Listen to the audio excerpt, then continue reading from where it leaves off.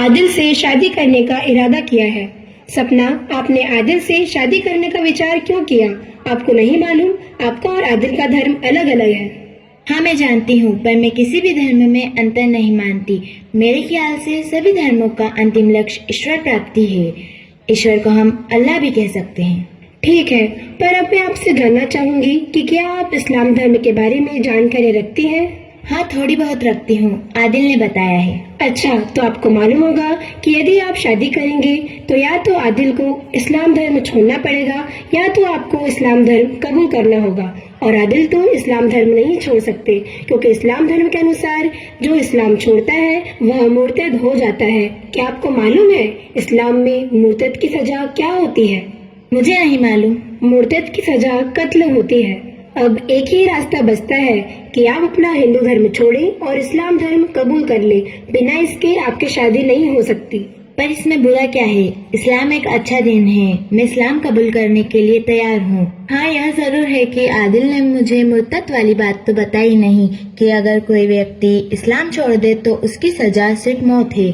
बहन जी, आप ही बताइए मुझे आगे क्या क्या दिक्कतें आ सकती हैं। ठीक है, देखिए, यदि आप इस्लाम धर्म कबूल करती हैं और आदिल और उसका परिवार इस्लाम को अच्छी तरह से फॉलो करता है तो आप मूर्ति पूजा नहीं कर सकती, दीपावली, होली, दशहरा जैसे पर्व नहीं मना सकती, क्योंकि इस्लाम धर्म में उसमें ये सब बातें शिर्क मानी गई है। और हमने सुना है कि अल्लाह हर बातों को माफ कर देता है, परंतु शिर्क माफ नहीं कर सकता। और ये क्या, आदिल ने मुझसे कहा था कि मैं शादी के बाद इस्लाम धर्म के साथ साथ अपने धर्म का भी पालन कर सकती हूँ, जिस प्रकार मैं आदिल के साथ मजार जाया करती थी। सपना जी, क्या आपको हलाला के बारे में मालूम है? ये हलाला क्या है? बहन जी, ये तो एक ऐसी बात है कि मैं आपको पूरी जनता के सामने नहीं बता सकती। आप आदिल से ही पूछ लेना। बहन जी, आपने मुझे कई नई जानकारियाँ दी हैं। मैं इससे और जानूंगी तभी शादी का और हिंदू धर्म छोड़ने का निर्णय लूंगी। जी सपना बहन, अब हमारे अंतिम भाई हैं, संधू परिवार में पैदा हुए और आपके माता पिता तो बहुत आस्तिक हैं। मैंने तो उन्हें कई बार मंदिर आते जाते देखा है। तो ऐसा क्या हुआ कि आपने अपने आप को नास्तिक कहलाना पसंद करा? बहन जी, बात ऐसी है कि इन धर्मों ने मानवता को बहुत नुकसान पहुंचाया है। लाखों लोगों को मौत के मुंह में ढकेल दिया है। क्या आप नहीं देख रहे हैं कि भारत का बंटवारा धर्म के कारण हुआ? आज विश्व में अनेक युद्ध हो रहे हैं, इन्हीं धर्मों के कारण हो रहे हैं। सभी लोग अपने धर्म को श्रेष्ठ कहकर दूसरे धर्म को मार रहे हैं।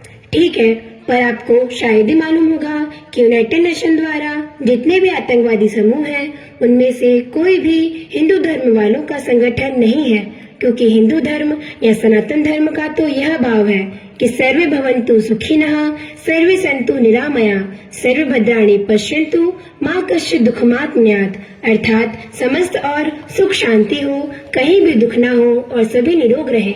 हाँ, मैं मानती हूँ कि हिंदू धर्म में कई बुराइयां हैं, जैसे जाति प्रथा, छुआछूत, अंधविश्वास, पाखंड आदि, पर समय समय पर ऐसे मानवता के सिपाही महापुरुष आए जिन्होंने इन बुराइयों से लड़ा और इन्हें दूर किया, जैसे राजा राम मोहन राय, स्वामी विवेकानंद, स्वामी दयानंद सरस्वती, महात्मा गौतम, अम्बेडकर जी और हमारे गुरुदेव पंडित श्री राम शर्मा आचार्य जी। संग्राम जी, क्या आपको सनातन धर्म की कुछ बहुत बड़ी विशेषताएं मालूम है? नहीं, बताइए वह क्या है? मैं बताती हूँ। सनातन धर्म की कोई निश्चित धर्म पुस्तक नहीं है। अगर आप रामायण पढ़ते हैं तो भी हिंदू है, अगर आप वेद पुराण नहीं पढ़ते